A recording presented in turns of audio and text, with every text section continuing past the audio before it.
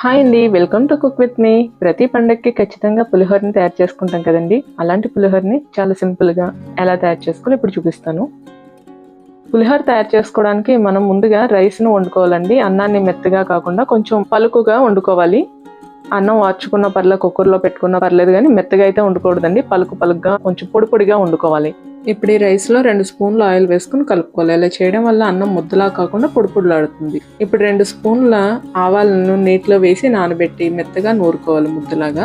Rice క్వాంటిటీని బట్టి చింతపండు తీసుకోవాలి. చింతపండుని కడిగి నీళ్లు పోసి నానబెట్టి చిక్కటి గుజ్జును తీసుకోవాలండి. ఇప్పుడు స్టవ్ మీద మూకుడు పెట్టి ఆయిల్ వేసి, ఆయిల్ వేడయ్యాక పల్లీలు కూడా వేసుకుని వేయించుకోవాలి. అవి సగం వేగిన తర్వాతే పచ్చిశనగపప్పు వేసుకుని వేయించుకోవాలి. దాంట్లోనే కొద్దిగా 1 స్పూన్ మినపప్పు కూడా వేసి వేయించుకోవాలి. ఇప్పుడు కొద్దిగా జీడిపప్పు కూడా వేసి 2 సెకండ్ల పాటు వేయించుకోవాలి. ఇప్పుడు 2 స్పూన్ల ఆవాలు, అలాగే 3 ఎండుమిరపకాయలు ముక్కలుగా చేసి వేసుకోవాలి. ఇప్పుడు 6-7 పచ్చిమిరపకాయలను పొడవుగా చీల్చుకుని వేసుకోవాలి. అలాగే కొద్దిగా కరివేపాకు కూడా వేసుకుని వేపుకోవాలి. ఇప్పుడు 2 స్పూన్ల పసుపు కూడా వేసి అది కొంచెం వేగిన తర్వాత కొద్దిగా ఇంగువని చల్లుకోవాలి. మీకు ఇంగువ ఇష్టం లేకపోతే స్కిప్ చేసేయండి. ఇంగువని చల్లుకున్న తర్వాత ఇప్పుడు మనం తీసి పెట్టుకున్న చింతపండు గుజ్జు కూడా వేసుకుని ఉడికించుకోవాలి. ఇందులోనే చిన్న ముక్క బెల్లం వేయాలండి. చిన్న ముక్క బెల్లం వేయడం వల్ల పులిహోర టేస్ట్ చాలా బాగుంటుంది. ఇలా ఉడికించుకోవాలి. చూడండి, ఆయిల్ అలా పైకి తేలుతుంది, ఇలా తేలాలి. ఇప్పుడు రుచికి సరిపడా ఉప్పు కూడా వేసుకోవాలి. రైస్ క్వాంటిటీ ఎంత ఉంది ఏంటి అనేది దాన్ని బట్టి మనం సాల్ట్ అనేది అడ్జస్ట్ చేసుకుని వేసుకోవాలండి ఇక్కడ.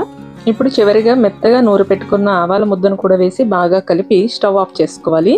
ఇలా ఆవాల ముద్ద వేయడం వల్ల పులిహోర ఫ్లేవర్ మరింత పెరుగుతుందండి.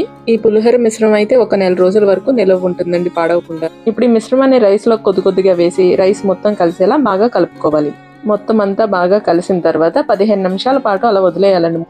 15 నిమిషాల తర్వాత మళ్ళీ ఒకసారి కలుపుకోవాలండి. అప్పుడే రైస్ కి ఫ్లేవర్స్ అన్ని బాగా పడతాయి. ఎంతో టేస్టీగా ఉండి పులిహోర అయితే రెడీ అయిపోయిందండి. ఈ ప్రాసెస్ లో చేసిన పులిహోర చాలా టేస్టీగా ఉంటుందండి. ఈసారి పండగకి ఇలా ట్రై చేయండి. వీడియో నచ్చితే లైక్ చేయండి. మరిన్ని వీడియోస్ కోసం ఛానల్ని సబ్స్క్రైబ్ చేయండి.